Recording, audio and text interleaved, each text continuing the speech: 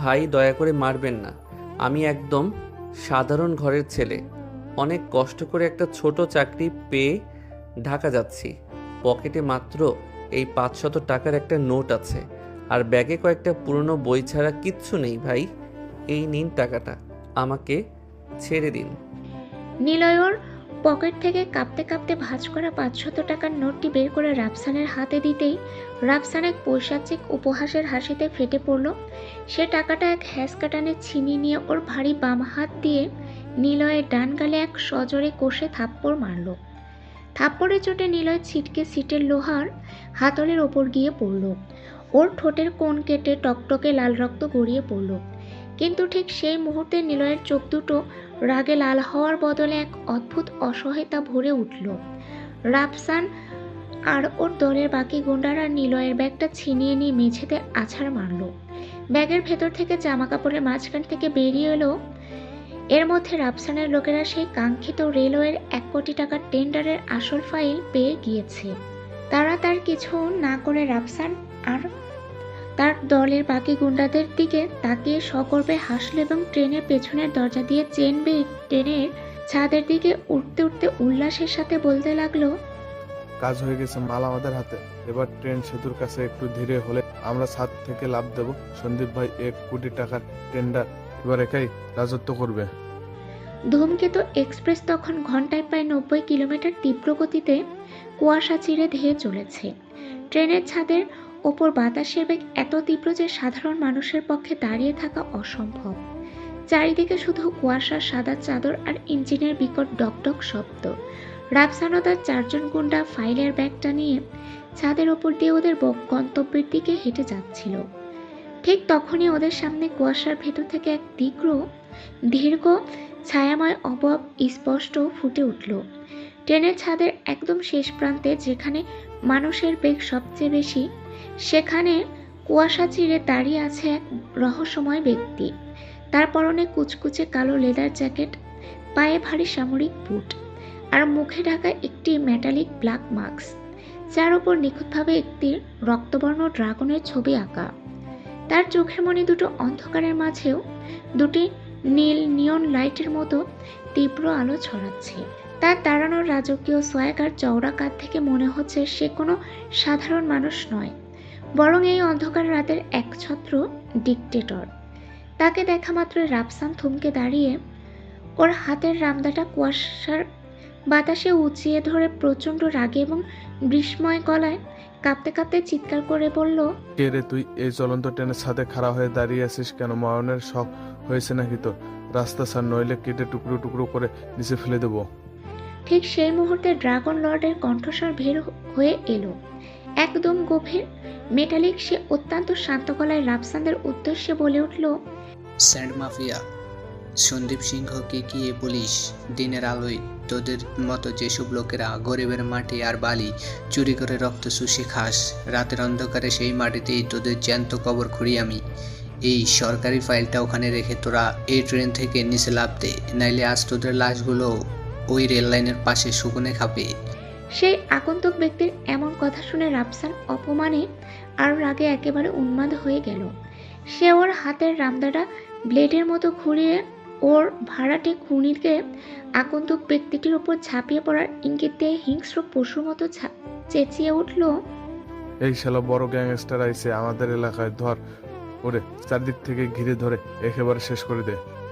কথাটা শেষ হতে না হতেই 4 জন গুন্ডা একসাথে ওদের রামদার হকিস্টি কুচিয়ে আগন্তুক ব্যক্তিটির দিকে ধেয়ে এলো।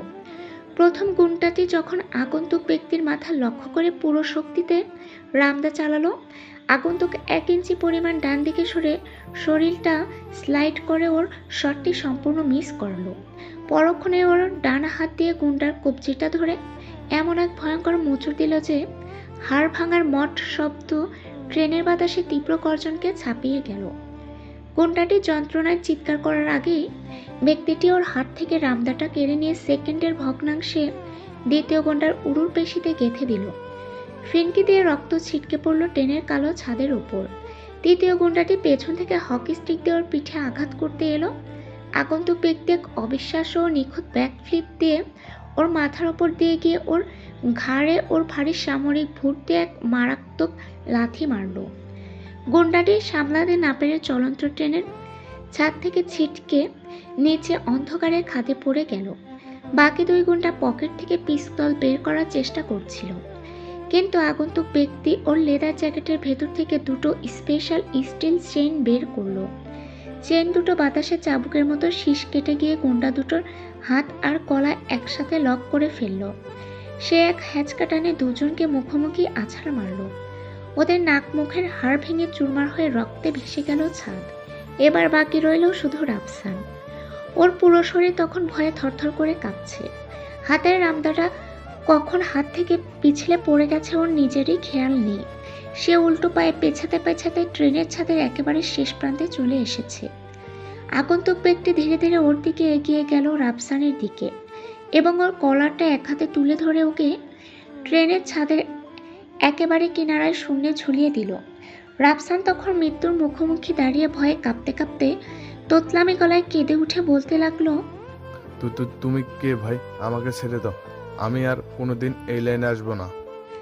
আগন্তুক ব্যক্তি তার মুখের মাস্কের আড়াল থেকে গম্ভীর গলায় রাফসানের কলার আরো শক্ত করে ধরে নিজের চোখ দুটো ওর চোখের গভীরে ঢুকিয়ে দিয়ে বলল, তোদের বাপকে বলে দিস এই গেমটা তোরা শুরু করেছিস, কিন্তু এটা শেষ চালটা আমিই দেব। আগন্তুক ব্যক্তি এক ঝটকায় ওর হাত থেকে সরকারি ফাইলের ব্যাগটি অত্যন্ত স্টাইলিশভাবে লুফে নিল এবং রাফসানের বুকে এক কড়া বুটের লাথি মেরে ওকে ট্রেনের ছাদের ওপর অজ্ঞান করে ফেলে দিল। ট্রেনটি যখন এক বিশাল ওভারব্রিজের উপর দিয়ে যাচ্ছিল, তখন আগন্তুক ব্যক্তিটি একটি ক্রেনের সাথে আটকে এক অবিশ্বাস্য জাম্প দিয়ে রাতের অন্ধকারে কুয়াশায় ফিনিশ হয়ে গেল। পরের দিন ঢাকা শহর সকাল ঠিক 10টা। তেজগাঁও থানার ভিতর ফাইলের স্তূপ, টেবিলের ওপর আধ খাওয়া চায়ের কাপ আর চারিদিকে কনস্টেবলদের অলস আনাগোনা। থানার ওসি রফিকুদ্দিন এক জুনিয়র কনস্টেবলকে ওর ফাইল চুরির জন্য প্রচণ্ড বকাঝকা করছেন। ওর চোখ মুখ রাগে লাল।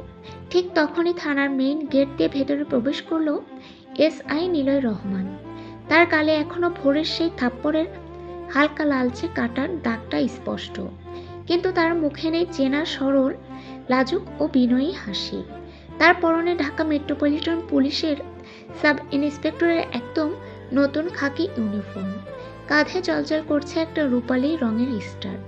নিলয় ওর মলিন ব্যাগটা এক হাতে ধরে ওসির টেবিলের সামনে গিয়ে এক কড়া সেলুট ঠুকল এবং অত্যন্ত বিনীত ও ভদ্র গলায় ওসির দিকে তাকিয়ে বলতে লাগলো, আসসালামু আলাইকুম স্যার, আমি এসআই নিলয় রহমান।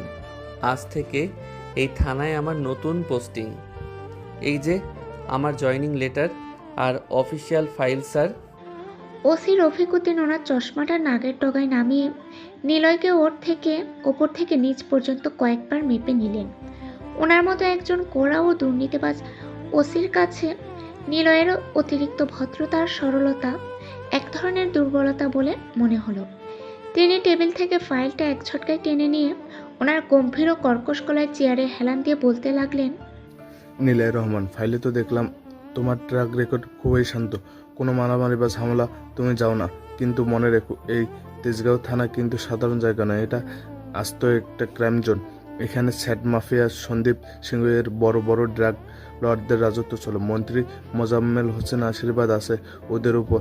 তোমার মতো এই নরম লাজুক ছেলে এখানে টিকতে পারবে তো, নাকি প্রথম দিনে ভয় পেয়ে ট্রান্সফার অ্যাপ্লিকেশন লিখবে? নিলয়ের মাথা চুলকে অত্যন্ত লাজুক ও বোকা সেজে ওসির সামনে হাত জোর করে দাঁড়িয়ে নরম গলায় বলতে লাগলো, জি স্যার, আমি আসলে একটু মারামারি আর রক্ত দেখলেই ভয় পাই। ছোটবেলা থেকেই আইনের বইয়ে যা লেখা আছে আমি শুধু সেই নিয়মগুলো মেনে ডিউটি করতে চাই স্যার। বাকিটা আপনারা বড় অফিসাররা আছেন, আপনাদের পাশে থেকে কাজ শিখে নেব স্যার। ঠিক তখনই থানার মেইন দরজা ঠেলে হত্যদন্ত হয়ে ভেতরে ঢুকলেন নিলয়ের নতুন সহকর্মী কনস্টেবল সাইফুল ইসলাম। ওনার পরনে আলকা ইউনিফর্ম, ফানি ফেস আর ওর হাতে এক বিশাল ঠোঙ্গা ভর্তি গরম গরম জিলাপি।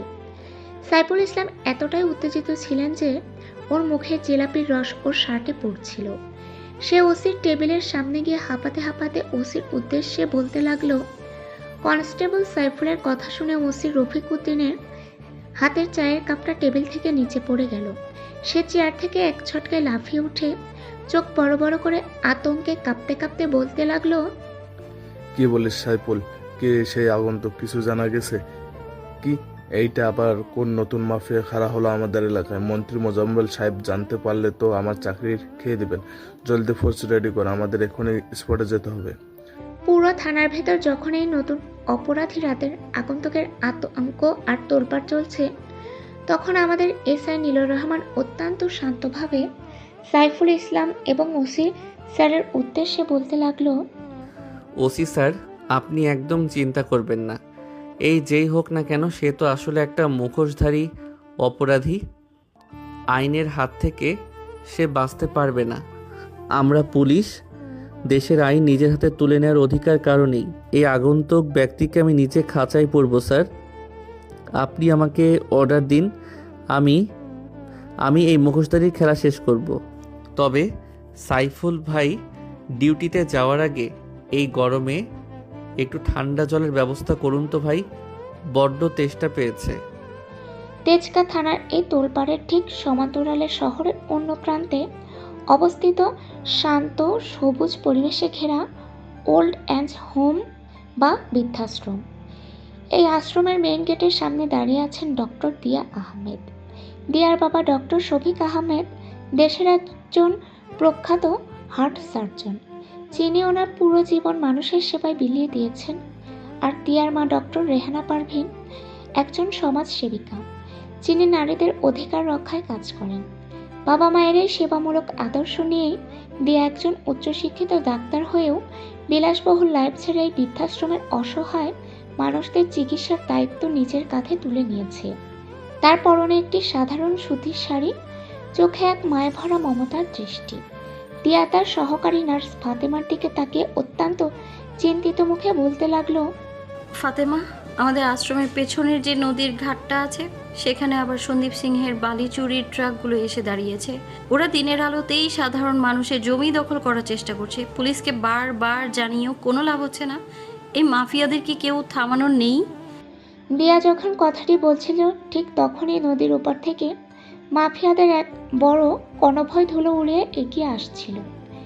দিনের আলো এদের দাপট আইনকেও তোয়াক্কা করে না, কিন্তু দিয়া বা এই শহরে কেউ জানে না এই দিনের আলোর চোরাচালান আর অত্যাচারের বিরুদ্ধে রুখে দাঁড়াবে এমন কোনো একজনের অপেক্ষায় রয়েছে এই শহরের মানুষ। কিন্তু আদৌ কি সেই মানুষটা আসবে, নাকি এই শহরের মানুষগুলো দিন দিন তাদের সব কিছু এই মাফিয়াদের হাতে শেষ করবে সবাই? তেজগাঁও থানার ভেতর যখন সকাল 10:15 কনস্টেবল সাইফুল ইসলামের মুখের ভোরের ট্রেনের সেই ভয়ঙ্কর রাতের আগন্তুকের তাণ্ডবের খবর শুনে থানার ভেতরের পরিবেশ তখনও থমথমে। ওসি রফিক উদ্দিনের হাত থেকে পড়ে যাওয়া চায়ের কাপের চা মেঝেতে ছড়িয়ে পড়েছে।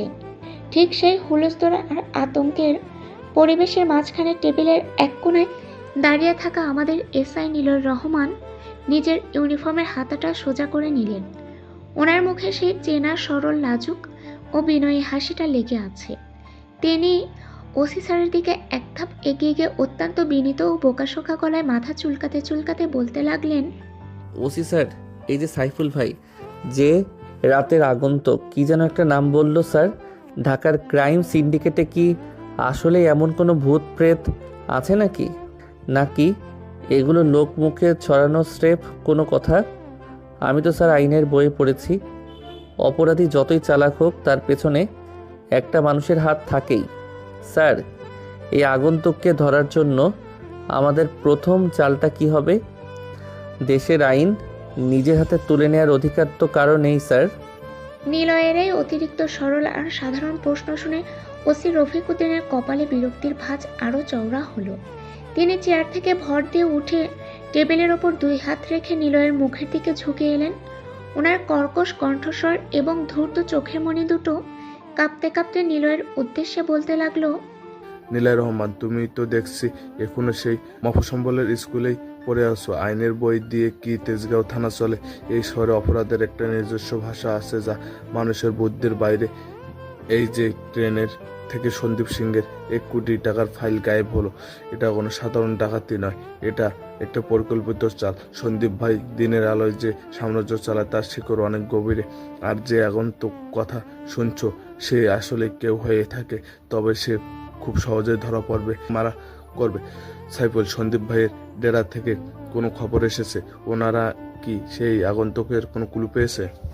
ওসির এই প্রশ্নের উত্তর সাইফুল দেওয়ার আগেই থানার বাইরে একটা ব্রেক কষার শব্দ হলো। একটা কালো রঙের বিলাসবহুল পাজোরো গাড়ি এসে থামলো থানার ঠিক মেইন গেটের সামনে।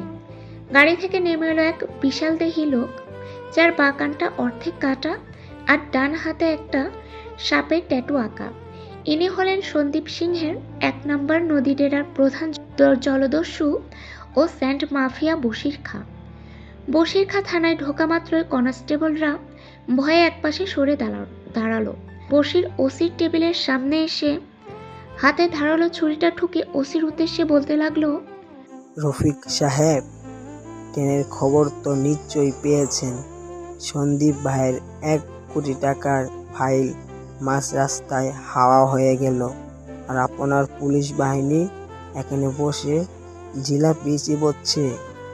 যে এই কাজ করেছে সে যদি নিজেকে ভাগ ভাবে, তবে মনে রাখবেন বশির খা হলো ভাগ শিকারী। সন্দীপ ভাই একটা কথা পরিষ্কার বলে দিয়েছে, আগামী 24 ঘন্টার মধ্যে যদি ওই আগন্তুকের মাথা ওনার পায়ের নিচে না পড়ে, তবে এই থানার সবার পোস্টিং সোজা কবরস্থানে হবে। আর হ্যাঁ, আজ দুপুরে আমাদের নদীর ঘাটে নতুন চালানের বালে লুট হবে। দেখি কোন বাপের বেটা আসে আমাদের রুখতে। বশির খার এই ভয়ঙ্কর হুমকির মুখে ওসি রফিকুদ্দিনের কপাল দিয়ে ঘাম ঝরতে লাগলো। ঠিক তখনই ওসির পেছনে দাঁড়িয়ে থাকা এসআই নিলয় রহমান বশির খার এই রুগ্ন ভঙ্গিটি খুব নিখুঁতভাবে পর্যবেক্ষণ করছিলেন। নিলয় অত্যন্ত ভদ্রভাবে বশিরের সামনে এসে নরম গলায় বলল, বশির ভাই, রাগ করবেন না, আমি এই থানায় নতুন জয়েন করেছি, নাম নিলয় রহমান। স্যার, আপনি যে নদীর ঘাটের বালির কথা বললেন, ওটা কি সরকারি পারমিশনে হচ্ছে? আমি তো স্যার সাধারণ মানুষের নিরাপত্তা আর শান্তির জন্য কাজ করতে চাই। আপনারা যদি আইন মেনে চলেন তবে কোনো আগন্তুকেরই সাহস হবে না আপনাদের ডেরায় হাত দেওয়ার। নিলয়ের অতিরিক্ত ভালো মানুষের মতো কথা শুনে বশির খা এক বিকট উপহাসের হাসি দিয়ে ওসির দিকে তাকিয়ে বলল, রফিক সাহেব, এই মফস্বলের বলদটাকে নিজের কাছেই আটকে রাখুন। বেশি উস্তাদি দেখাতে এলে নদীর বালির নিচে জ্যান্ত পুঁতে দেব। এই কথা বলে বশির খা ধুলো উড়িয়ে চলে গেল। দুপুর ঠিক 12টা। তেজগাঁও থানার তোলপাড় পেছনে সেই শান্ত ওল্ড এজ হোম বা বৃদ্ধাশ্রমের পেছনের নদীর ঘাটে, যেখানে ডক্টর দিয়া আহমেদ চিন্তিত মুখে দাঁড়িয়েছিলেন। সূর্যের প্রখর তাপে নদীর জল চকচক করছে, কিন্তু সেই শান্ত পরিবেশকে বিষাক্ত করে তুলেছে বশির খা প্রায় 20-30টা বিশাল বালি চুরির ট্রাক আর ক্রেন। দিয়া আর এই অন্যায় সহ্য করতে না পেরে বশির খার গুন্ডাদের সামনে দাঁড়িয়ে চিৎকার করে বলতে লাগলো, আপনারা এই অন্যায় কাজ এক্ষুনি বন্ধ করুন। আদালতে স্পষ্ট নির্দেশ আছে যে এই নদীর ঘাট থেকে কোনো বালি তোলা যাবে না। আপনাদের এই ক্রেনের ধাক্কায় আমাদের আশ্রমের বৃদ্ধ মানুষগুলো রাতে ঘুমোতে পারছে না, দেয়াল ফেটে যাচ্ছে। আপনারা কি আইন কানুন কিছু মানেন না? আমি নিজে সিটির বড় বড় অফিসারদের কাছে কমপ্লেইন করেছি, ওনারা অ্যাকশন নেবেন। দিয়ারে আইনি হুমকি শুনে বশির খান লরি চালক ও গুন্ডারা এক পৈশাচিক অট্টহাসি দিয়ে দিয়াকে চারিদিক থেকে ঘিরে ধরার চেষ্টা করলো। ঠিক তখনই ঘাটের পেছনে ধুলো উড়িয়ে সেখানে এসে থামলো তেজগাঁ থানার একটা সরকারি জিপ থেকে নামলেন এসআই নিলয় রহমান এবং কনস্টেবল সাইফুল ইসলাম। কিন্তু আশ্চর্যজনকভাবে নিলয় বশির খার বালির ব্যবসার ফাইলে হাত দিলেন না। তিনি দেখলেন ঘাটের এক কোনায় কয়েকজন ইফটিজার আর স্থানীয় পকেটমারা এক সাধারণ বৃদ্ধ যাত্রীকে ঘিরে ধরে ওনার পকেটের পেনশনের টাকা ছিনতাই করার চেষ্টা করছে এবং সাধারণ জনগণের নিরাপত্তা নষ্ট করছে। নিলয় কালক্ষেপণ না করে হাসতে হাসতে সেই দিকে এগিয়ে গেলেন। ওনার মুখে সেই নিষ্পাপ হাসি, কিন্তু হাতের মুভমেন্ট ছিল নিখুঁত। সেখানে গিয়ে নিলয় সেই পকেটমার কলার ধরে ওসির দেওয়া স্পেশাল লাঠি দিয়ে এমন এক কড়া বাড়ি মারল যে গুন্ডাটি মাটিতে লুটিয়ে পড়ল। বাকি অপরাধীদের ধরে নিলয় এক জিপের পেছনে লক করে ফেলল। ঘাটের শত শত সাধারণ মানুষ পুলিশের এই তৎক্ষণাৎ অ্যাকশন দেখে হাততালি দিয়ে উঠল। দিয়া নিলয়ের এই বীরত্ব দেখে একরাশ আশা নিয়ে এগিয়ে এসে বললেন, ধন্যবাদ অফিসার, কিন্তু এই বশির খান বালির ট্রেনগুলো কেন বন্ধ করছেন না? নিলয় মাথা চুলকে দিয়ার দিকে তাকে এক মিষ্টি ও লাজুক হাসি দিয়ে বলল, দেখুন ম্যাম, আমি তো সাধারণ পুলিশ। বড় বড় মাফিয়াদের ধরার ক্ষমতা বা পারমিশন আমার কাছে নেই, কিন্তু সাধারণ মানুষের উপর অন্যায় হলে এই নিলয় রহমান এক সেকেন্ডও দাঁড়িয়ে থাকবে না। আইন তার নিজের গতিতে ঠিকই বড় অপরাধীদের শাস্তি দেবে, আপনি দেখে নেবেন। আজ এই বৃদ্ধ চাচার টাকা উদ্ধার করতে পেরেছি, এটাই আমার বড় আনন্দ। নিলয়ের এই সততা, জনগণের প্রতি ভালোবাসা আর ডিউটি দেখে সাধারণ মানুষ জয়ধ্বনি দিয়ে উঠল। দিয়া নিলয়ের চোখের দিকে তাকে এক গভীর কলকধাঁধায় পড়ে গেলেন। এই ছেলেটা এত সাহসী, অথচ মাফিয়াদের সামনে এত নিরীহ কেন সেজে থাকে? ওনার মনে একটা বড় প্রশ্ন রয়ে গেল। আর এই সাধারণ মানুষের কেস সমাধান করার কারণে বিকেলের মধ্যেই কমিশনার অফিস থেকে নিলয়ের এই ভালো কাজের রিপোর্ট চলে গেল হেডকোয়ার্টারে, যা ওনার ভবিষ্যতের প্রথম বড় প্রমোশনের ভিত্তি তৈরি করে দিল। রাত ঠিক 12:30। চারদিকে এখন কুচকুচে অন্ধকার আর ঘন কুয়াশায় ছেয়ে গেছে। নদীর ঘাটে সেই বালিচুরির আস্তানাটি এখন পুরো থমথমে। বশির খাঁ তার কাঠের কেবিনের ভেতর বসে মদের গ্লাস হাতে 1 কোটি টাকার নতুন চালানের হিসাব মিলাচ্ছিল। ঘাটের চারপাশে তার 15 থেকে 20 জন সশস্ত্র লোক পাহারা দিচ্ছে। ঠিক তখনই পুরো ঘাটের বিশাল ফ্ল্যাশ লাইটগুলো দপ করে একসাথে নিভে গেল। চারিদিকে নিমেষের মধ্যে ঘুটঘুটে অন্ধকারে ডুবে গেল। বশির খাঁ গুন্ডার পকেট থেকে টার্চ বের করার আগেই কুয়াশার ভেতর থেকে শীষ কাটার মতো এক অদ্ভুত শব্দ শোনা গেল। পাহাড়ের আড়াল থেকে ধীরে ধীরে হেঁটে বেরিয়ে এলো সেই দীর্ঘ ছায়াময় অবয়ব। তার মুখে সেই মেটালিক ব্ল্যাক মাস্ক, যার ওপর রক্তবর্ণ ড্রাগনের ট্যাটু জ্বলজ্বল করছে, আর অন্ধকারের মাঝে তার চোখের মণি দুটো নীল নিয়ন লাইটের মতো তীব্র আলো ছলাচ্ছে। আগন্তুক ব্যক্তিটি কোনো কিছু না বলে তাদের দিকে এগিয়ে যেতে থাকে। তাকে দেখে মাত্রই বশির খাঁর প্রধান বডিগার্ড রিভলভার উঁচালো, কিন্তু কথা শেষ করার আগেই আগন্তুকের হাতের দুটো স্পেশাল স্টিল চেন চাবুকের মতো এসে তার গলায় লক হয়ে গেল। আগন্তুক এক হ্যাচকা টানে তাকে শূন্যে ঘুরিয়ে ট্রেনের লোহার সাথে আছাড় মারল। হাড় ভাঙার বিকট শব্দে পুরো ঘাট কেঁপে উঠল। বাকি গুন্ডারা রামদার হকি স্টিক নিয়ে চারিদিক থেকে আগন্তুক ব্যক্তির ওপর ঝাঁপিয়ে পড়ল, কিন্তু আগন্তুক ব্যক্তির মুভমেন্ট ছিল বিদ্যুতের চেয়েও দ্রুত।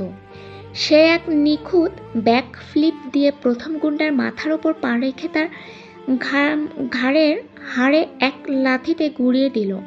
মাত্র 3 মিনিটের মধ্যে বশির খাঁর পুরো চোরাচালানের ডেরা লাশের স্তূপে পরিণত হলো। কেবিনের দরজা লাথি মেরে ভেঙে ভেতরে ঢুকলো সেই আগন্তুক। বশির খাঁ রাগে উন্মাদ হয়ে নিজের হাতের ভারী ছড়িটা নিয়ে আগন্তুকের ওপর ঝাঁপিয়ে পড়ল, কিন্তু আগন্তুক 1 সেকেন্ডের ভগ্নাংশে বশিরের ছড়িটা লুফে নিয়ে ওটার উল্টো পিঠ দিয়ে বশিরের ডান পায়ে এমন এক মারাত্মক আঘাত করলো যে হাড় ভেঙে বশির মেঝেতে আছাড় খেল। আগন্তুক বশিরের কলারটা এক হাতে ধরে ওকে শূন্যে তুলে কেবিনের ভাঙা জানালার বাইরে নদীর খাদের ওপর ঝুলিয়ে দিল। বশির তখন মৃত্যুর মুখোমুখি দাঁড়িয়ে থরথর করে কাঁপতে কাঁপতে তোতলামি গলায় বলল, আগন্তুক একটি শব্দ মুখে বলল না। ও তার মুখের মাস্কের আড়াল থেকে শুধু সেই গম্ভীর এক ভয়ঙ্কর হাসি হাসল। তারপর এক সজোরে লাথি মেরে বশির খাঁকে নদীর গভীর জলের খাদের মধ্যে ফেলে দিল। সন্দীপ সিংহের ডেরা এবং তার প্রধান লোক বশির খাঁ আজ রাতের অন্ধকারে চিরতরে নিশ্চিহ্ন হয়ে গেল। বশিরের টেবিল থেকে বালি চুরির আসল খাতাটা এক স্টাইলিশ মোড়ে নিজের জ্যাকেটের ভেতর পুরে নিল। তারপর সে নিজের পকেট থেকে রক্ত মাখানো একটা ধারালো ব্লেড বের করল। কেবিনের কাঠের দেয়ালে সে রক্ত দিয়ে বড় বড় অক্ষরে খোদাই করে লিখে দিয়ে গেল দুটো শব্দ, ড্রাগন লর্ড। ঠিক তখনই কেবিনের অন্ধকারের এক কোণা থেকে একটা মায়াবী কিন্তু অত্যন্ত ঠান্ডা ও রহস্যময় নারী কণ্ঠস্বর ভেসে এলো। অন্ধকার থেকে শুধু তার লাল হাই হিল জুতো আর একটা ধারালো রিভলভারের ব্যারেল স্পষ্ট দেখা গেল। সে আগন্তুকের পিঠে বন্দুক ঠেকিয়ে এক অদ্ভুত ধাঁধার সুরে বলল। মেয়েটির কথা শুনে আগন্তুক এক চুলও নড়ল না। ও অন্ধকারের দিকে তাকিয়ে শুধু এক রহস্যময় এক হাসি দিয়ে মেয়েটি কথার প্রতি উত্তরে আগন্তুক ব্যক্তিটি কিছুই বলল না, অন্ধকারের ভেতরে মিলিয়ে গেল। রাত তখন 2:15। বুড়িগঙ্গার পাড় ঘেঁষে বসির খার সেই রক্তমাখা কেবিন তখনও নিস্তব্ধ। আর মেয়েটির বন্দুকের নলের সামনে থেকে যেভাবে ড্রাগন লর্ড ফিনিশ হয়ে গেল, তাতে মেয়েটির শরীর রাগে শক্ত হয়ে উঠল। সে তার হাতের রিভলভারটা নামিয়ে দেয়ালে রক্তে লেখা ড্রাগন লর্ড নামটার দিকে তাকালো। তারপর সে নিজে নিজে ফিসফিস করে বলে উঠল। মেয়েটি আর 1 সেকেন্ডও দাঁড়ালো না সেখান থেকে রাগে নিজের জুতোর শব্দ করতে করতে চলে গেল। পরদিন সকাল 9টা। সন্দীপ সিংহের নদী ডেরার বসিরকা খুন হয়েছে এবং তার পুরো ডেরা এক রাতে সাফ হয়ে গেছে। এই খবর পুরো ঢাকা শহরে ছড়িয়ে পড়েছে। তেজগাঁও থানার ওসি রফিক উদ্দিনের অফিসের এসি তখন ফুল স্পিডে চলছে। তাও ওনার কপাল বেয়ে টপ টপ করে ঘাম ঝরছে। ওনার সামনে সোফায় বসে আছেন সিআইডির স্পেশাল ইনভেস্টিগেশন টিমের প্রধান এএসপি জাহিদ হাসান। জাহিদ সাহেব বসির খাঁর কেবিনের সেই রক্তে লেখা নামের ছবিটা দেখেছিলেন। ঠিক তখনই রুমে ফাইল হাতে প্রবেশ করলো আমাদের এসআই নিলয় রহমান। ওনার মুখে সেই চিরচেনা সরল বাঁকা হাসি। নিলয় জাহিদ সাহেবকে সেলুট দিয়ে মাথা চুলকাতে চুলকাতে বললেন। ওসি স্যার, কালকে তো আমি ঘাটে গিয়েছিলাম, একটা পকেট মার ধরেছিলাম। আজ সকালে শুনলাম বশির খাঁ নাকি মারা গেছেন। আর স্যার, দেওয়ালে নাকি রক্ত দিয়ে কেউ লিখে দিয়ে গিয়েছে ড্রাগন লর্ড। স্যার, এই ড্রাগন লর্ডকে আগে এমন নাম শুনেছি বলে মনে হয় না। আর স্যার, আসলে ড্রাগন লর্ড কোনো মানুষ কি না? স্যার, আমার তো এখন এই শহরে ডিউটি করতেই ভয় লাগছে স্যার। নিলয়ের এই কথা শুনে এএসপি জাহিদ হাসান ওনার চশমাটা ঠিক করে নিলয়ের দিকে তাকালেন। জাহিদ সাহেব টেবিল চাপড়ে বললেন। এসআই নিলয়, এই শহরে বোধহয় তুমি নতুন, সেজন্য এই শহরটার পরিবেশ পরিস্থিতি কিছুই বুঝতে পারছো না বা জানো না। আর একটা কোনো ভূত টুত কিছুই নয়, এটা কোনো ইন্টারন্যাশনাল লেভেলের হাইট্রেক কিলার হতে পারে। তবে কাল দুপুরে তুমি ওই বৃদ্ধ জাতির পেনশনের টাকা উদ্ধার করেছো, তার রিপোর্ট আইজিপি স্যারের টেবিল পর্যন্ত গেছে। মাফিয়াদের কেস এখন থেকে সিআইডি দেখবে, আর পুলিশ সাধারণ যেসব কেস আছে এগুলো দেখবে। আর তোমার ব্যাকগ্রাউন্ড আমি এবং আইজি স্যার দেখেছি, তোমার ব্যাকগ্রাউন্ড ও বর্তমানে খুবই ভালো। আশা করি খুব জলদি তোমার প্রমোশনের লেটার আসবে। সততা আর নিষ্ঠতার সাথে কাজ চালিয়ে যাও। এএসপি জাহিদ হাসানের কথা শুনে নিলয় তো অনেক খুশি। নিলয় এএসপি জাহিদ হাসানের উদ্দেশ্যে বলে উঠল। Thank you sir. আমি আমার সততা আর আমার মা বাবার শিক্ষা এবং আমার সাধ্যমতো সব কিছু দিয়ে এই দেশ ও সাধারণ মানুষের সেবা করতে চাই স্যার। আমার জন্য দোয়া করবেন স্যার। দুপুর 1টা। ওল্ড অ্যান্ড এজ হোমের ভেতরে ডক্টর দিয়া আহমেদ কাল রাতের ঘটনা শুনবার পর থেকে আশ্রমের লোক এবং দিয়া নিজেই খুব চিন্তিত আছেন। দিয়া বারান্দায় দাঁড়িয়েছিলেন। এমন সময় সেখানে নিলয়কে আসতে দেখলেন। নিলয় দিয়ার সামনে আসার পর এখানে নিলয় দিয়া আহমেদকে কিছু জিজ্ঞাসা করার আগে দিয়া আহমেদ নিলয়ের উদ্দেশ্যে বলতে লাগলেন। অফিসার, আপনি এই থানার নতুন এসআই না? আপনার নাম তো মনে হয় নিলয় রহমান। তা অফিসার, কাল রাতে এখানে কি হয়েছে সেই সব কিছু আপনারা কি জানতে পেরেছেন? কে এই ড্রাগন লর্ড, কি তার পরিচয়, সব কিছু জানা গেছে কি স্যার? নিলয় দিয়ার দিকে তাকালেন এবং খুব মিষ্টি আর লাজুক একটা হাসি দিয়ে দিয়াকে উদ্দেশ্য করে বললেন। আরে ম্যাম, এই প্রশ্ন তো আমি আপনাকে করতে এসেছি। গত রাতে এখানে কি হয়েছিল আপনারা কি কেউ কিছু জানেন? এখানে বশির সহ তার লোকদেরকে মেরেছে। আর সেই ড্রাগন লর্ড আসলে কে, কতজন মিলে মেরেছে, কিছু কি আপনারা দেখেছেন? নিলয়ের কথার প্রত্যুত্তরে ডক্টর দিয়া বলে উঠলেন। না অফিসার, আমরা শুধু মাঝরাতে হঠাৎ ঘাটের সব লাইট নিভে যেতে দেখেছি। তারপর কুয়াশার ভেতর থেকে কিছু মানুষের চিৎকার আর ট্রেনের ভারী একটা শব্দ আসছিল। আমরা ভয়ে কেউ রুম থেকে বের হইনি, কিন্তু সকাল হতেই শুনলাম বশির খা আর তার গুন্ডারা কেউ বেঁচে নেই। তবে একটা কথা বলবো নীলয় স্যার, বশির খা যে অত্যাচার চালাচ্ছিল তার বিচার আইন না করলেও আজ কোনো এক অদৃশ্য হাত করে দিয়ে গেছে। নিলয় দিয়ার সাথে আরও কিছু কথা বলে সেখান থেকে চলে গেল। আরও কিছু লোকের সাথে কথা বলল, কিন্তু তেমন কিছু পেল না। অন্যদিকে আনুমানিক বিকেল 4টা। সন্দীপ সিংহের মূল আস্তানায় তখন এক জরুরি মিটিং চলছে। বশির খা মারা যাওয়ার পর সন্দীপের পুরো বালি চোরাচালানের সিন্ডিকেট মাটিতে নেমে গিয়েছে। সন্দীপ সিংহ তার টেবিলের ওপর রাখা ম্যাপে হাত দিয়ে ওনার নতুন খুঁটি এক অত্যন্ত নিষ্ঠুর ও দুর্ধর্ষ মাফিয়া আকরাম শিকদার এর দিকে তাকালেন। আকরামের ডান চোখে একটা লেন্স লাগানো, আর তার গলার আওয়াজ পুরো পাথরের মতো ভারী। সন্দীপ সিংহ বললেন, বশির শেষ। এবার ড্রাগন লর্ড হয়তো টার্গেট করতে পারে আমাদের 2 নম্বর রুট, অর্থাৎ সাভারের জাল টাকার এবং অস্ত্র সাপ্লাইয়ের ডেরায়। আকরাম, তোমার ওপর দায়িত্ব রইল। আজ রাতেই সাভারের ওই ফ্যাক্টরির সিকিউরিটি ডবল করো, আর লোকদেরকে বলে দিও আমাদের গোডাউনের আশেপাশে যদি কোনো সন্দেহভাজন লোক দেখতে পায় তাহলে তাকে যেন তুলে আনে। আর সেই ড্রাগন লর্ড যদি ওখানে আসে তাকে জ্যান্ত কবর দিয়ে দেবে। উপর থেকে হুকুম আছে, পুলিশ প্রশাসনের সব বসেরা এটা দেখে নেবে। সন্দীপ ভাই, বশির খা তো বোকা ছিল। আকরাম শিকদারের ডেরায় পা দেওয়া মানে সোজা মৃত্যুর মুখে পা দেওয়া। আপনি নিশ্চিন্তে থাকুন। ড্রাগন লর্ড যদি আমার ডেরায় আসে তাহলে সেই দিনই ওর শেষ দিন হবে। তাদের ভেতর কথা শেষ হওয়ার পরে সবাই যার যার মতো চলে গেল।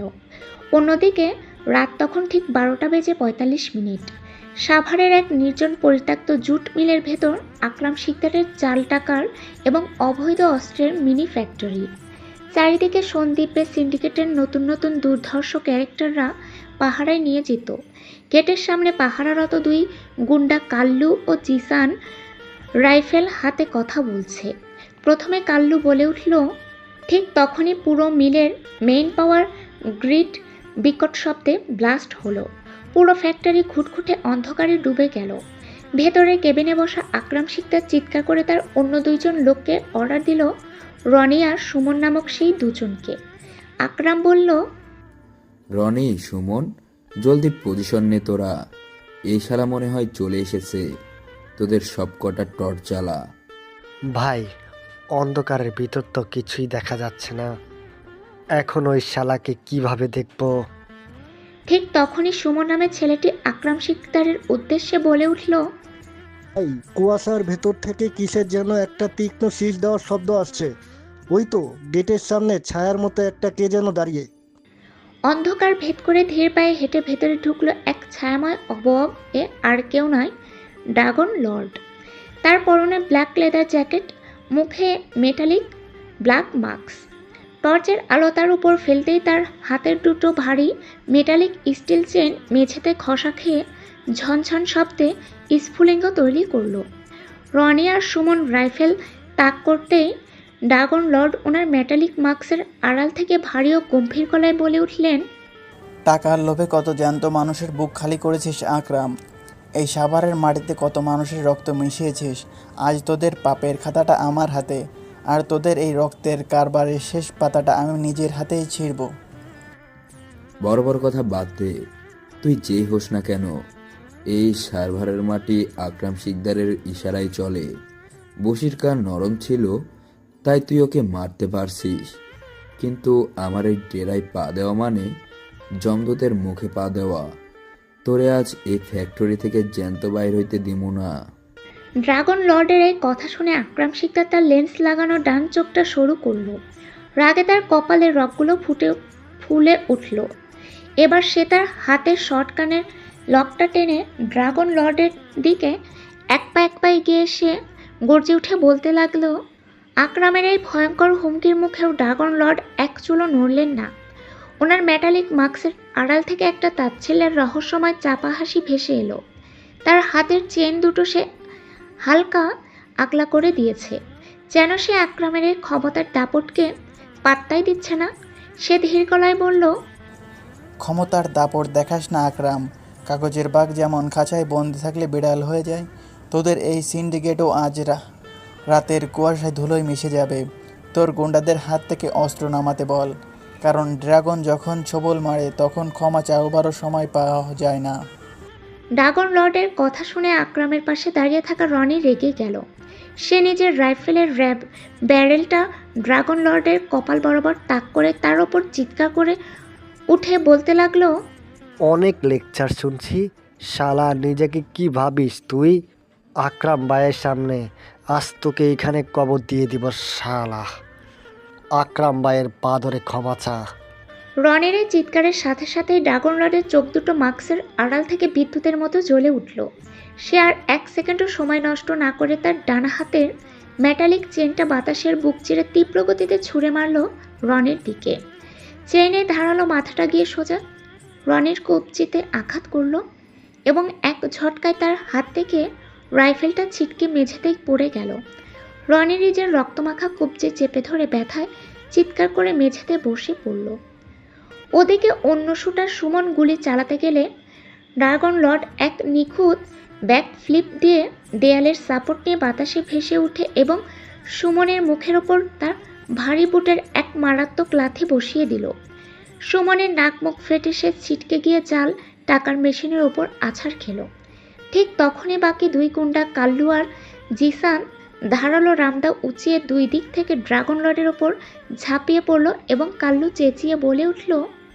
কাল্লু রামদা দিয়ে কোপ মারার সাথে সাথে ড্রাগন লর্ড এক হাত দিয়ে কোপটা ডজ করে তার বাম হাতের চেনটা কাল্লুর রামদার ব্লেডে পেঁচিয়ে নিয়ে এক হ্যাচকা টানে রামদাটা কেড়ে নিয়ে জিসানের দিকে ছুঁড়ে মারল। জিসানের পায়ে রামদার উল্টো পিঠ লেগে সে ভারসাম্য হারিয়ে মাটিতে পড়ে গেল। ড্রাগন লর্ড কাল্লুর কলার ধরে তার শক্ত কুনো দিয়ে কাল্লুর বুকের মাঝখানে সজোরে আঘাত করল। কাল্লুর পাঁজর ভাঙার বিকট শব্দ হলো এবং সে রক্তবমি করতে করতে মেঝেতে লুটিয়ে পড়ল।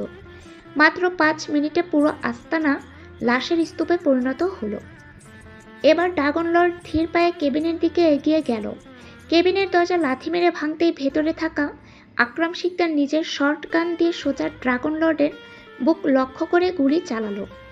কিন্তু ড্রাগন লর্ড এক অবিশ্বাস্য ডাইভ দিয়ে মাটিতে রোল করে গুলি ডজ করল এবং চোখের পলকে আকরামের সামনে এসে তার ভারী বুট দিয়ে আকরামের হাতে শটগানটা লাথি মেরে দেয়ালের ওপারে পাঠিয়ে দিল। এরপর নিজের ডান হাত দিয়ে আকরামের গলা টিপে ধরে তাকে দেয়ালের সাথে শূন্যে তুলে আকরাম ব্লাডলি অবস্থায় দম আটকে কাঁপতে কাঁপতে বলল, তুমি মানুষ নও। কে তুমি? আমার এই ডেরার খবর তোমারে কে দিল? তুমি আসলে কে? আমি তোমার কি ক্ষতি করেছি? ড্রাগন লর্ড তার মুখের মাস্কটা আকরামের একদম মুখের কাছে নিয়ে গেল। তার ভয়েসটা একবার আরও রহস্যময় আর ভারী গলায় আকরামের উদ্দেশ্যে বলে উঠল, নাম জেনে লাভ নাই আকরাম, কারণ লাশদের কোনো স্মৃতির দরকার নাই। সে যমরাজ আমি। এই দুনিয়া থেকে তোদের সব কীট পতঙ্গ পরিষ্কার করতে এসেছি। কথাটা শেষ করেই ড্রাগন লর্ড এক ঝটকায় আকরাম শিকদারের ঘাড় মটকে দিল এবং তার মৃত দেহটা মেঝেতে ছুঁড়ে ফেলল। মাফিয়া আকরাম শিকদার আজ রাতের অন্ধকারে চিরতরে নিশ্চিহ্ন হয়ে গেল। ড্রাগন লর্ড ফাইলটা নিজের জ্যাকেটে পুরে নিলেন। তারপর নিজের পকেট থেকে একটা ধারালো ছুরি বের করে ফ্যাক্টরির মেইন দেয়ালে বড় বড় অক্ষরে লিখে দিল দুটো শব্দ, ড্রাগন লর্ড। সাভারের ফ্যাক্টরির মেইন দেয়ালে রক্ত দিয়ে ড্রাগন লর্ড লেখাটা শেষ করে ড্রাগন লর্ড যেমন ধীর পায়ে ঘুরে দাঁড়ালেন, ঠিক তখনই ফ্যাক্টরির ওপরের ভাঙা ছাদ থেকে চাঁদের আলো এসে পড়ল মেইন গেটের ওপর। তখন সেখানে এসে দাঁড়ালো সেই রহস্যময় মেয়েটি। তার পরনে অল ব্ল্যাক লেদার জ্যাকেট আর হাতে দুটো সাইলেন্সার লাগানো পিস্তল।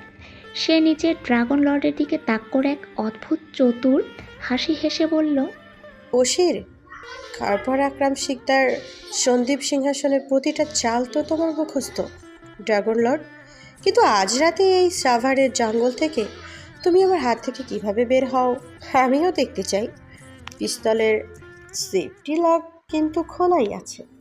মেয়েটির এই ওপেন চ্যালেঞ্জ শুনে ড্রাগন লর্ড তার দিকে ঘুরে ধীরে পায়ে এগিয়ে এসে তার মেটালিক ব্ল্যাক মাস্কের আড়াল থেকে সেই ঠান্ডা ও নরম সুরে বলতে লাগলো মেয়েটির উদ্দেশ্যে, তুমি শিকারে নাও মেয়ে, শুধু একটা ভুল পথের যাত্রী।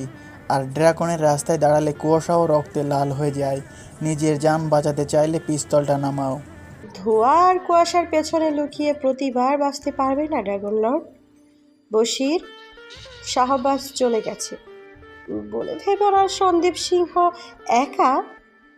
আসল রাজপ্রাসাদের চাবি এখনো গডফাদারের মেইন লকারে। আজ রাতে তুমি ফাইল নিয়ে পালালেও খুব জলদি আমার এই বুলেটের সামনে তোমাকে আসতেই হবে। সেদিন এই ধোঁয়াও তোমাকে আমার হাত থেকে বাঁচাতে পারবে না। মেয়েটির রাগে ক্ষোভে নিজের পরাজয় মেনে নিয়ে সেখান থেকে চলে গেল। পরদিন সকাল 9:30। সাভারের ফ্যাক্টরি ধ্বংস আর আকরাম শিকদারের মৃত্যুর খবর দাবানলের মতো পুরো ঢাকা শহরে ছড়িয়ে পড়েছে।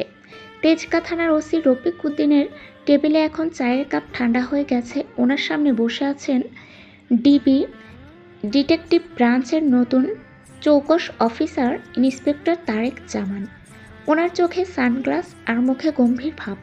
ঠিক তখনই রুমে ফাইল হাতে প্রবেশ করলেন আমাদের এসআই নিলয় রহমান। তার মুখে সেই চিরচেনা সরল বোকা হাসি। নিলয় নতুন ডিবি অফিসারকে দেখে এক কড়া সেলুট দিয়ে মাথা ওসির উদ্দেশ্যে বললেন, ওসি স্যার, কালকে রাতে আমার ডিউটি ছিল না। আজ সকালে চায়ের দোকানে শুনলাম সাভারে নাকি আবার সেই রক্তমাখা ভূত আইসা আকরাম শিকদারে শেষ কইরা দিছে। স্যার, দেওয়ালে নাকি এবার রক্ত দিয়া ড্রাগন লর্ড লেখা আছে। স্যার, এই ড্রাগন লর্ড আসলে কি? আমার তো স্যার রাতে একা একা রাস্তায় ডিউটি করতে বড্ড ভয় ভয় লাগছে স্যার, যদি আমার ওপর আক্রমণ করে। নিলয়ের এই অতিরিক্ত কথা আর বোকাশোকা ভয় দেখে ডিবি ইন্সপেক্টর তারেক জামান ওনার সানগ্লাসটা নামিয়ে নিলয়ের দিকে তীক্ষ্ণ চোখে তাকালেন। তারপর ওসির দিকে ঘুরে গম্ভীর গলায় বললেন, ওসি সাহেব, আপনার এই ছোট দারোগা তো দেখছি ভয়ে শেষ। তবে এসআই নিলয়, এটা কোনো ভূত নয়। এই ড্রাগন আন্ডারওয়ার্ল্ডের সমস্ত ম্যাপ চেনে। তবে তোমার ভয় পাওয়ার কিছু নাই। আইজিপি স্যারের অর্ডার, মাফিয়াদের এক বড় কেস এখন থেকে DVR CID specialist team handle করবে। আর বাই দ্য ওয়ে নিলয়, তুমি কাল দুপুরে ওল্ড এজ হোমের সামনে এক মহিলার ছিনতাই হওয়া সোনার চেন উদ্ধার করছো। তোমার এই সততার রিপোর্ট ওপর মহলে গেছে। খুব জলদি তোমার প্রমোশনের অফিসিয়াল লেটার থানায় চলে আসবে। নিষ্ঠার সাথে ডিউটি করো। ডিবির মুখে প্রমোশনের কথা শুনে নিলয় তো অনেক খুশি। নিলয় ইন্সপেক্টর তারেক জামানের উদ্দেশ্যে বিনীতভাবে বলে উঠল, থ্যাংক ইউ স্যার। আমি তো সামান্য পুলিশ। আমার মা বাবার শিক্ষা আর সততা দিয়া আমি শুধু দেশ আর সাধারণ মানুষের সেবা করতে চাই স্যার। বড় প্রমোশন পাইলে জনগণের আরও বেশি সেবা করতে পারবো স্যার। আমার জন্য দোয়া করবেন। দুপুর 1:15। ওল্ড এজ হোমের ভেতরে ডক্টর দিয়া আহমেদ কাল রাতে সাভারের ঘটনা শুনবার পর থেকে নিজের কেবিনে খুব চিন্তিত মুখে বসেছিলেন। তিনি বারান্দায় এসে দাঁড়ালেন। এমন সময় সেখানে নিলয়কে আসতে দেখে ওনার চোখে মুখে কিছুটা স্বস্তি দেখা গেল। নিলয় সামনে আসতেই দিয়া আহমেদ ওনাকে কিছু জিজ্ঞেস করার আগে নিজেই বলতে লাগলেন, নীলয় সাহেব, কাল রাতে সাভারের ওই মিলের ভেতরে যা হয়েছে, আপনার কি পুলিশ প্রশাসন থেকে তার কোনো আসল সত্য জানতে পেরেছেন? কে ড্রাগন লর্ড? বশিরের পর আকরামকেও সেই এক রাতেই শেষ করে দিল। পুরো শহরটা এখন ওনার পরিচয় জানার জন্য পাগল হয়ে গেছে। নিলয় দিয়ার দিকে তাকালেন এবং খুব মিষ্টি আর লাজুক একটা হাসি দিয়ে দিয়াকে শান্ত করার উদ্দেশ্যে নরম সুরে বললেন, না ম্যাম, তেমন কিছু জানা যায়নি।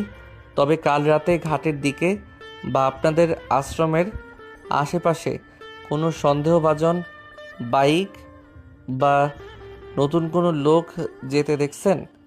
সাভারের মতো এত বড় আস্তানা যে একাই গুড়িয়ে দিল, সেই ড্রাগন লর্ড আসলে কে?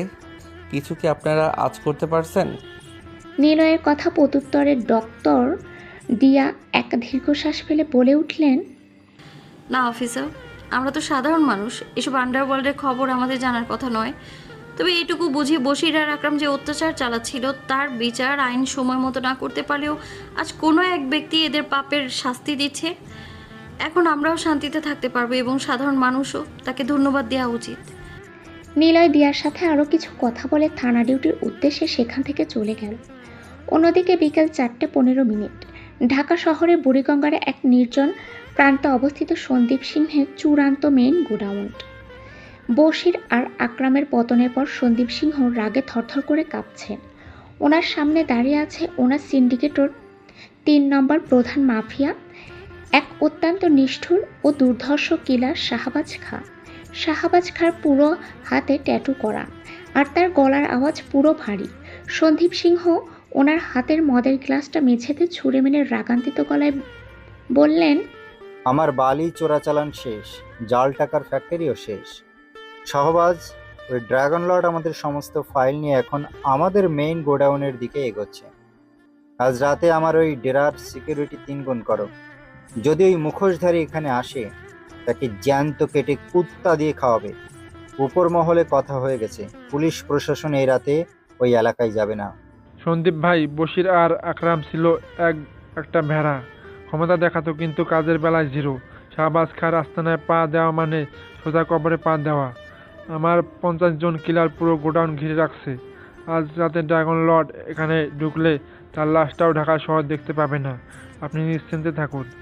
তাদের ভেতর কথা শেষ হওয়ার পর সবাই যার যার পজিশনে চলে গেল।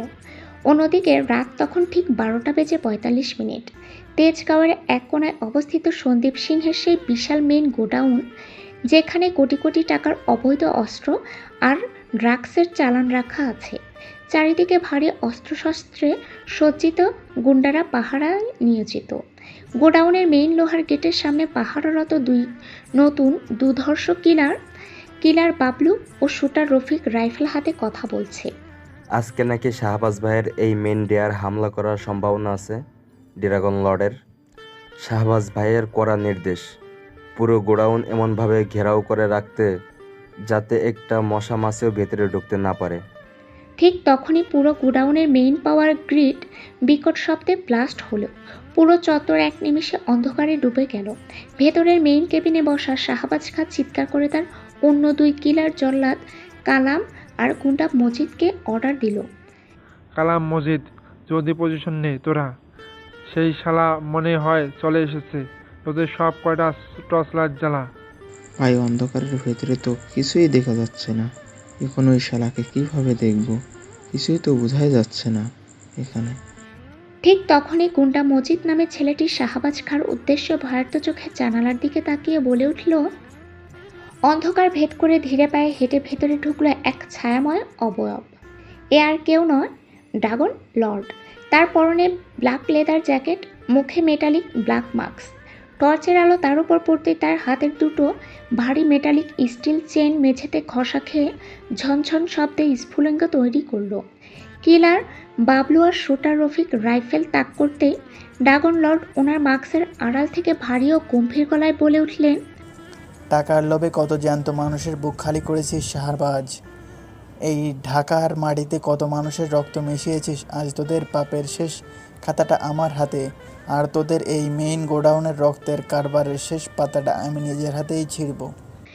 ড্রাগন লর্ডের এই কথা শুনে শাহবাজ খাঁ তার ট্যাটু করা হাতটা শক্ত করল। রাগে তার কপালের রগগুলো ফুলে উঠল। এবার সে তার হাতের শর্টগানের লকটা টেনে ড্রাগন লর্ডের দিকে এক পা এগিয়ে এসে গর্জে উঠে বলতে লাগলো, বড় বড় কথা বাদ দে। তুই যেই হোস না কেন, এই আন্ডারওয়ার্ল্ডের শাহবাজ খাঁর ইশারায় চলে।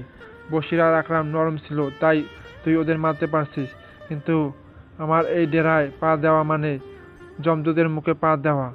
তোরে আজ এই গোডাউন থেকে জ্যান্ত বাইর হতে দিব না। শাহবাজের এই ভয়ঙ্কর হুমকির মুখেও ড্রাগন লর্ড তার মেটালিক মাস্কের আড়াল থেকে একটা তাচ্ছিল্যের রহস্যময় চাপা হাসি ভেসে এলো। তার হাতের চেইন 2টো সে হালকা আগলা করে দিয়েছে, যেন সে শাহবাজের এই ক্ষমতার দাপটকে পাত্তাই দিচ্ছে না।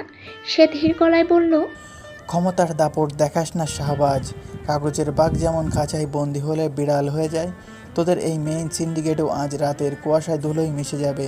তোর গুন্ডাদের হাত থেকে অস্ত্র নামাতে বল, কারণ ড্রাগন যখন ছবল মারে তখন ক্ষমতা চাওয়ারও সময় পাওয়া যায় না।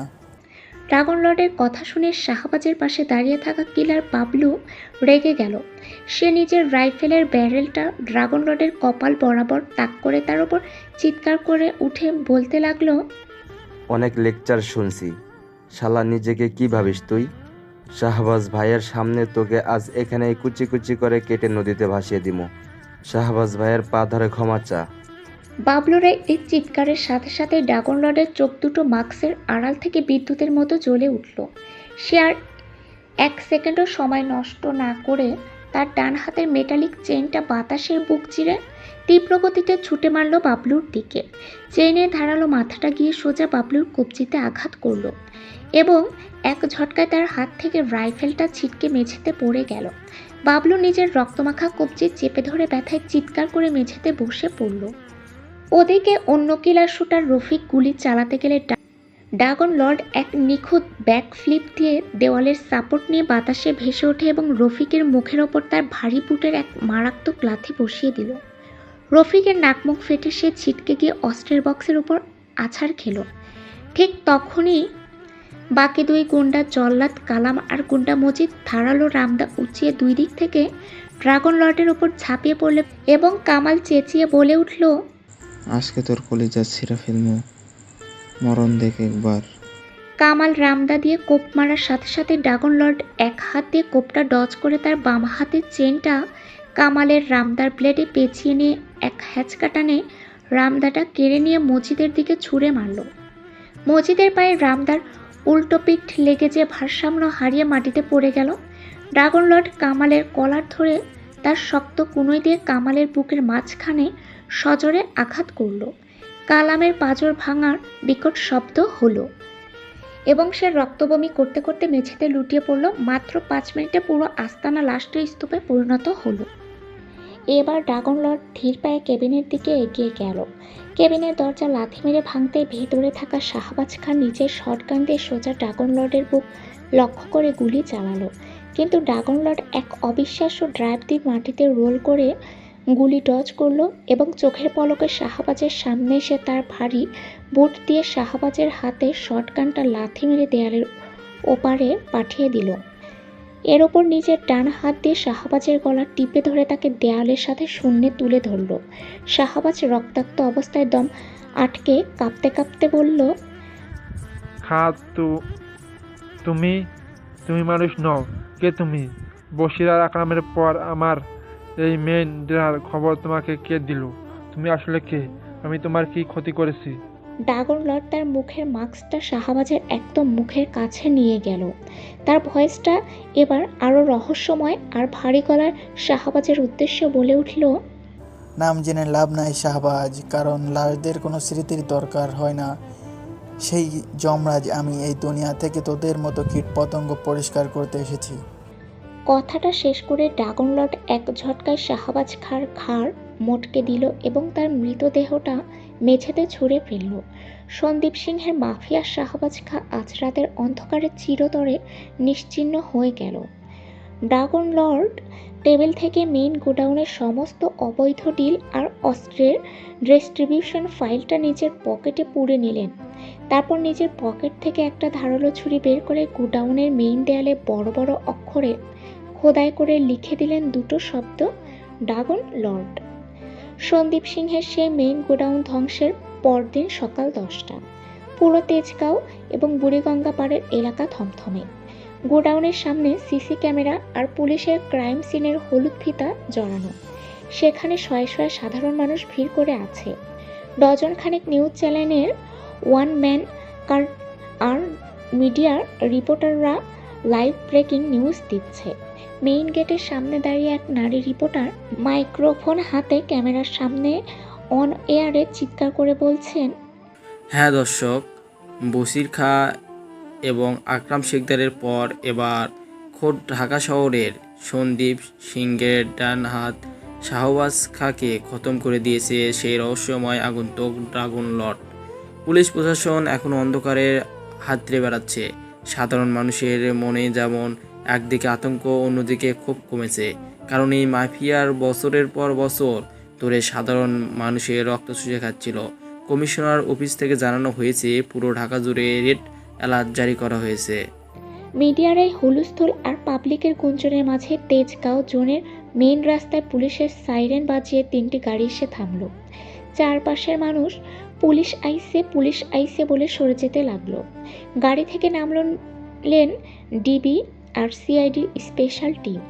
সাধারণ মানুষ নিজেদের মধ্যে ফিসফিস করছে, পুলিশ তো শুধু লাশ গুনতে আসে, আসল বিচার তো ড্রাগন লর্ড একাই করে দিচ্ছে। পুরো পুলিশ প্রশাসন এখন মিডিয়া আর পাবলিকের প্রশ্নের মুখে তীব্র চাপের মধ্যে আছে। দুপুর 12:30। সাভার রোডের পাশে অবস্থিত সেই ওল্ড এজ হোম শহর জুড়ে যখন পুলিশ আর মাফিয়াদের যুদ্ধ চলছে, তখন সন্দীপ সিংহের নতুন দুর্ধর্ষ কিলার রকেট কামাল তার 10 জন সশস্ত্র গুন্ডা নিয়ে ট্রাকে করে এসে ওল্ড এজ হোমের পেছনের বিশাল খালি মাঠে তাণ্ডব শুরু করেছে। কামালের মুখে কাটা দাগ, পরনে কালো লুঙ্গি আর টি শার্ট। সে লাঠি দিয়ে আশ্রমের সীমানার সাইনবোর্ডটা ভেঙে মাটিতে ফেলে গর্জে উঠল। আশ্রমের ভেতরে থাকা বৃদ্ধ মানুষেরা ভয়ে চিৎকার শুরু করলো। ঠিক তখনই মাঠের ধুলো উড়িয়ে ধীর পায়ে এগিয়ে এলেন তেজগাঁ থানার এসআই নিলয় রহমান। তার এলাকায় ডিউটি থাকায় তিনি খবর পেয়ে একাই ছুটে এসেছে। তার মুখে আর সেই বোকাশোকা ভাব নেই।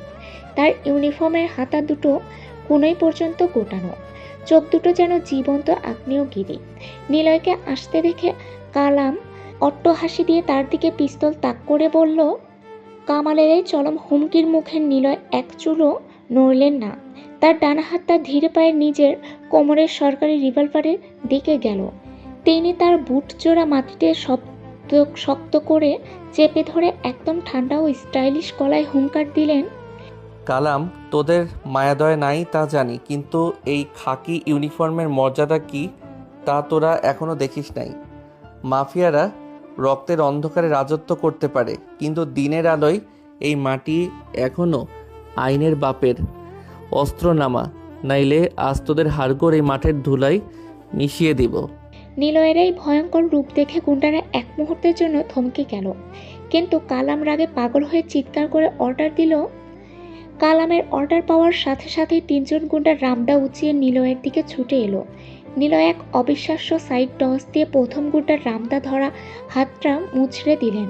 হাড় ভাঙার মট শব্দের সাথে সাথে রামদা কেড়ে নিয়ে ওটার বাট দিয়ে দ্বিতীয় গুন্ডার কপালে এমন এক বাড়ি মারলেন যে সে ছিটকে গিয়ে মাঠের কাঁটাতারের বেড়ার ওপর পড়ল। তখন তার 1 ঘন্টা পিছন থেকে কোপ মারতে এলেন নিলয় 1 সেকেন্ডের ভগ্নাংশে মাটিতে স্লাইড করে তার পায়ের নিচ দিয়ে চলে গেল এবং উঠে দাঁড়িয়ে তার চোয়াল এক কড়া আপারকাট পাঞ্চ মারলেন। গুন্ডাটা বাতাসে আধা পাক খেয়ে মাটিতে আছাড় খেল। ওদিকে কালাম নিলয়ের এই দুর্ধর্ষ অ্যাকশন দেখে ভয়ে কাঁপতে কাঁপতে পিস্তল গুটিয়ে গুলি চালালো। নিলয় 1 সেকেন্ডের মধ্যে পাশের একটা কাঠের টেবিল উল্টে দিয়ে ওটার আড়ালে কভার নিলেন। গুলি গিয়ে লাগলো টেবিলে। নিলয় কভার থেকে বের হয়ে নিজের সরকারি রিভলভার থেকে নিখুঁত নিশানা করে কালামের ডান পায়ে গুলি করলেন। ধুম! কামাল চিৎকার করে হাঁটু গেড়ে মাটিতে পড়ে গেল এবং তার হাত থেকে পিস্তলটা ছিটকে পড়ল। বাকি গুন্ডারা লাঠি নিয়ে তেড়ে এলো। নিলয় রিভলভার তাক করে গর্জে উঠলেন। এক পাও আগাবি না, যার বেশি মরার শখ আছে সামনে আয়। নিলয়ের এই চন্দ্ররূপ দেখে বাকি গুন্ডারা ভয়ে অস্ত্র ফেলে দিল। নিলয় ধীর পায়ে এগিয়ে গিয়ে কামালের চুলের মুঠি ধরে তাকে শূন্যে তুললেন। কালাম তখন যন্ত্রণায় ছটফট করতে করতে বলল।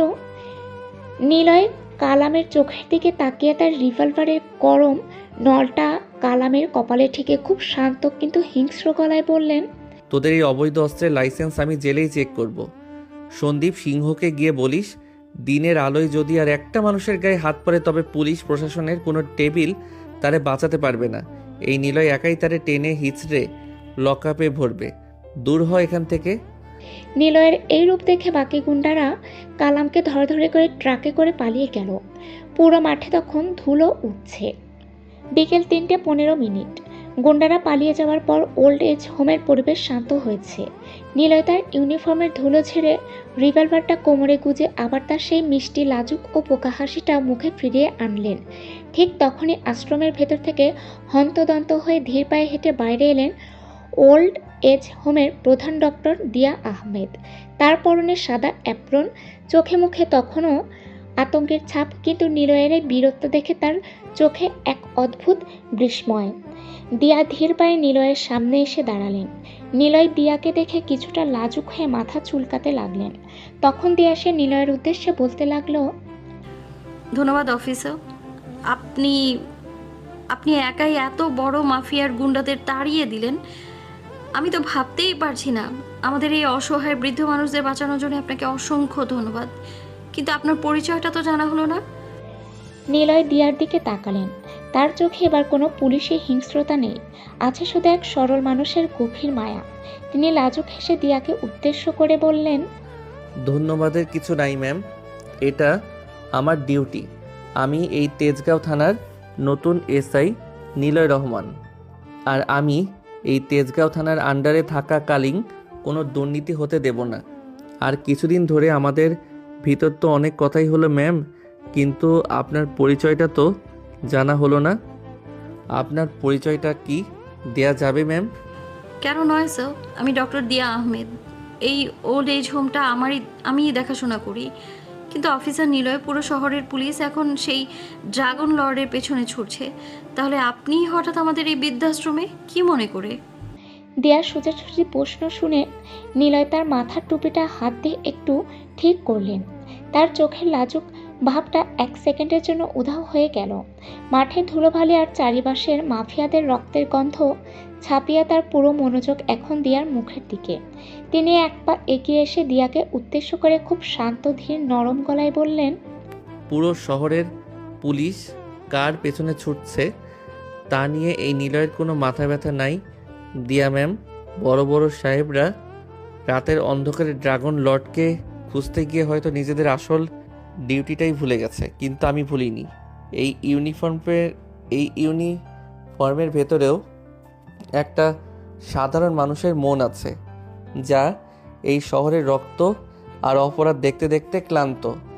শুধু এই ওল্ড এজ হোম হোক বা যে কোনো জায়গা হোক, যারা আইন অমান্য করবে আর দিনের আলোয় এই অসহায় মানুষদের জুলুম নির্যাতন করবে, তাদেরকে আমি ছেড়ে কথা বলবো না। যদি কখনো এই শাড়ি ছেড়ে চলে যেতে হয়, সেটা নিয়েও আমি ভাবি না, আমি ভাবি জনগণকে নিয়ে। নিলয়ের এই ইস্পাত কঠিন ও নীতিবান কথাগুলো শুনে ডক্টর দিয়া আহমেদ একদৃষ্টে তার দিকে তাকিয়ে রইলেন।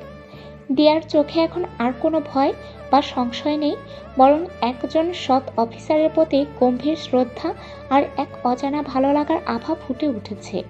নিলয় তার কোমরের বেলটা একটু ঠিক করে দিয়াকে সম্মান জানিয়ে আবার তার সেই চিরচেনা মিষ্টি লাজুক হাসিটা দিলেন।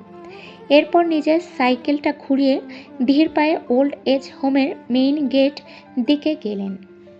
নিলয় গেট পার হয়ে চলে যাওয়ার পরে দিয়া আহমেদ বেশ কিছুক্ষণ সেই দিকে তাকিয়ে রইলেন।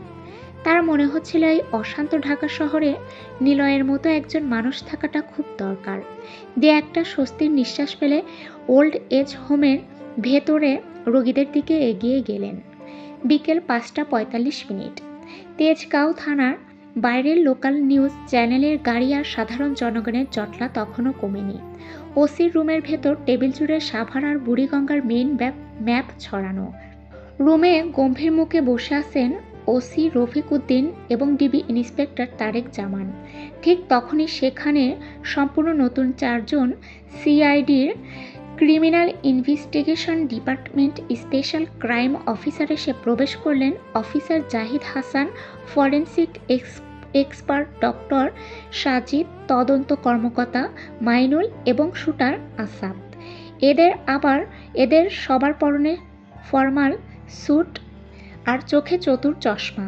অফিসার জাহিদ হাসান ওসির টেবিলের ওপর একটা নতুন কালো ডায়েরি ছুঁড়ে দিয়ে গম্ভীর গলায় বললেন, ওসি সাহেব, আপনাদের ধারণা একদম ভুল।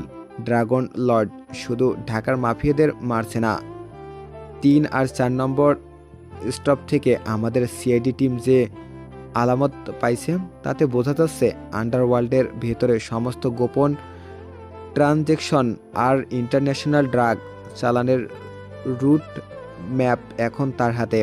আর এই ম্যাপের একটা বড় কানেকশন আছে ঢাকার বাইরে, গাজীপুরের কোনো এক প্রত্যন্ত গ্রামে।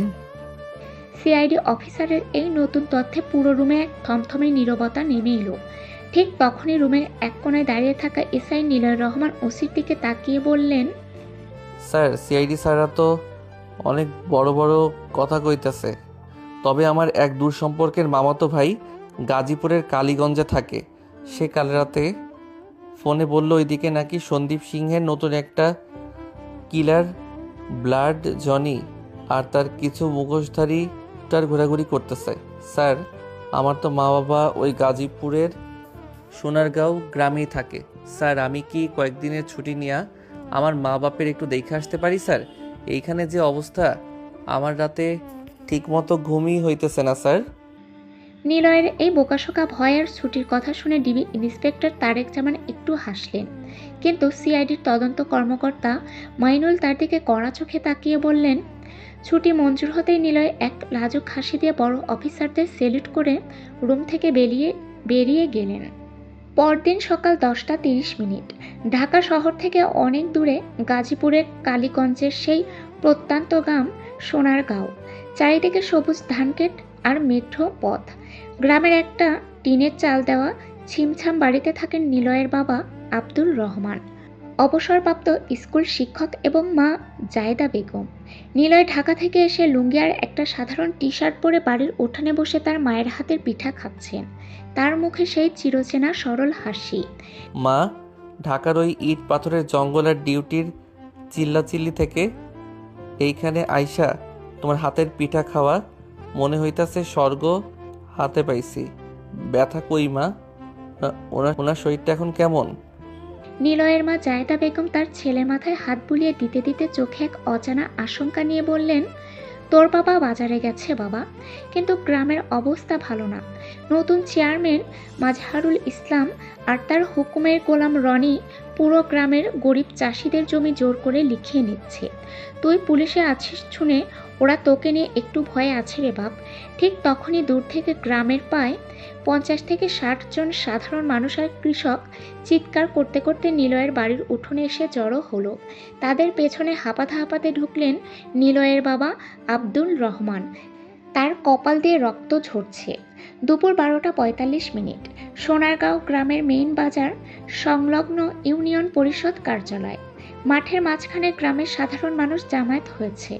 সেখানে গাজীপুরের স্থানীয় পল্লী টিভির এক তরুণ রিপোর্টার এবং camera person live footage record করছে। মাঠের এক কোনায় জিপ গাড়ি দাঁড় করিয়ে অস্ত্র হাতে দাঁড়িয়ে আছে চেয়ারম্যান মাজহারুল ইসলামের 4 জন দুর্ধর্ষ গ্রামীণ ক্যাডার, লাঠিয়াল মজিদ, শুটার কাশেম, গফুর এবং কুদ্দুস। মাজহারুল চেয়ারে বসে পান চিবোচ্ছে, আর তার পাশে তার নতুন ক্যাডার রনি এক বৃদ্ধ কৃষকের কলার ধরে মাটিতে আছাড় মারল, চিৎকার করে বলে উঠল, এই গ্রামে মাজানোর চেয়ারম্যানের কথার বাইরে আর কোনো আইন নাই। তোদের এই ফসলি জমি আজ রাতের মধ্যে যদি সন্দীপ শিবের ইট বাটার নামে টিপসই না দিস, তাহলে এই মাঠের মধ্যে তোদের লাশ শিয়াল কুকুর দিয়ে খাওয়াবো। ওই স্কুলের বুড়ো মাস্টার রহমানকেও পিটাই আসছি। কার বাপের ক্ষমতা আছে, সামনে আয়। লোকাল মিডিয়ার রিপোর্টার ভয়ে কাঁপতে কাঁপতে লাইভ ক্যামেরার সামনে বলছেন।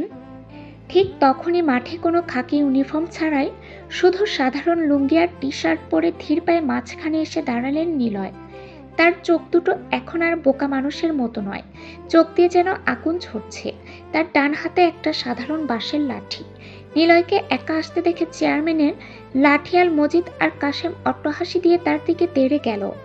লাঠিয়াল মজিদ নিলয়কে উদ্দেশ্য করে বলল, আরে এটা তো মাস্টারের ওই ঢাকার পুলিশ পোলা, এইখানে গরম দেখাইতে আসছেন, ধর ওকে। ওর বাপের মতো ওকে মাইরা হাত পা ভাঙ্গা নদীতে ভাসাইয়া দে।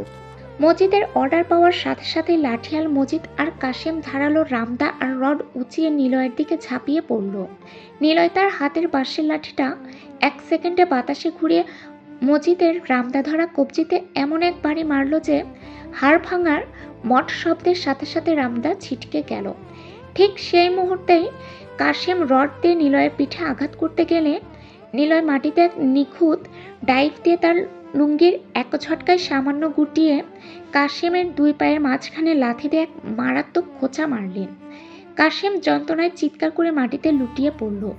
ওদিকে বাকি 2 ঘন্টা গুফুর আর কুদ্দুস পিস্তল বের করতে গেলে নিলয় মজিদের পড়ে যাওয়া রামদাটা লাথি মেরে বাতাসে তুললেন এবং কুদ্দুসের হাতের পিস্তল লক্ষ্য করে ছুঁড়ে মারলেন। রামদার উল্টো পিঠের আঘাতে কুদ্দুসের হাত থেকে পিস্তল ছিটকে ট্রেনে পড়ে গেল। নিলয় ধীর পায়ে এগিয়ে গিয়ে রনির কলার ধরে তাকে এক হাত দিয়ে শূন্যে তুললেন এবং তার চোয়ালে পরপর 3টি সলিড পাঞ্চ মারলেন। রনি রক্তবমি করতে করতে চেয়ারম্যানের পায়ের কাছে গিয়ে আছাড় খেল। মাত্র 5 মিনিটে নিলয় একাই পুরো মাঠ সাফ করে দিলেন। সাধারণ জনগণ চিৎকার করে তালি দিয়ে উঠল এবং মিডিয়ার ক্যামেরা পুরো দৃশ্য লাইভ রেকর্ড করে ফেলল। নিলয় কাঁপতে থাকা চেয়ারম্যান মাজহারুল ইসলামের টেবিলের ওপর 2 হাত দিয়ে ভর দিয়ে তার মুখের একদম কাছে নিজের মুখটা নিয়ে গেলেন। তার চোখ এখন সাক্ষাৎ জমদূতের মতো।